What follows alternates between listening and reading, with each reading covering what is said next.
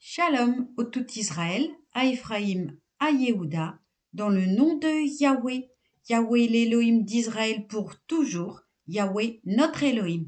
Amen. Aujourd'hui, lecture de la Paracha Karaïte dans 1 Roi, chapitre 8, versets 1 à 19. Alors Shlomo convoqua les anciens d'Israël, tous les chefs de tribus et chefs de famille des béné Israël, près du roi Shlomo à Yerushalayim, pour procéder au transfert de l'arche d'alliance de Yahweh de la cité de David, qui est Sion. Tous les citoyens d'Israël se réunirent auprès du roi Shlomo dans le mois des Étamines, c'est-à-dire le 7e mois, pendant la fête.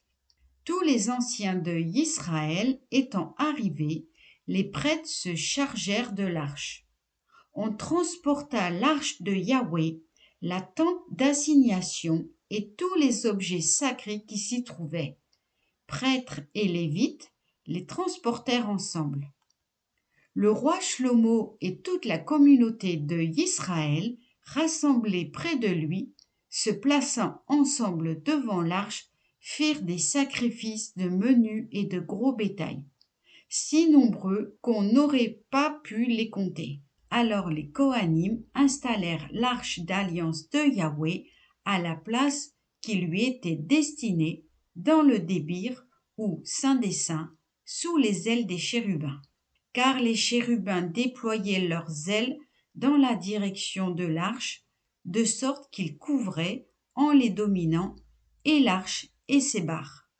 On avait prolongé ces barres de façon que leur extrémité s'apercevait de l'enceinte sacrée à l'entrée du débir, mais n'étaient pas apparentes extérieurement. Elles y sont restées jusqu'à ce jour. Il n'y avait dans l'arche que les 2 tables de pierre que Moshe y déposa près de Horeb, alors que Yahweh conclut un pacte avec les Israélites après leur sortie du pays d'Égypte. Alors, lorsque les Kohanim sortirent du milieu saint, une nuée s'étendit dans la maison de Yahweh, et les Kohanim ne purent par suite s'y tenir pour faire leur service, parce que la majesté divine remplissait la maison de Yahweh. Alors Shlomo dit: Yahweh a promis de résider dans cette brume. C'est donc bien pour toi, Yahweh, que j'ai bâti cette demeure. Elle sera à jamais le siège de ta résidence.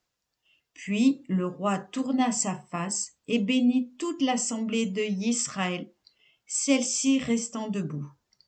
Et il dit: Loué soit Yahweh, Élohim d'Israël, qui a dit de sa propre bouche à David, mon père, et réalisé de sa propre main cette parole depuis le jour où j'ai fait sortir mon peuple Israël de l'Égypte.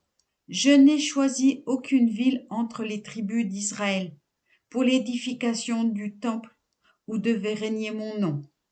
Et maintenant, j'ai adopté David comme chef de mon peuple Israël.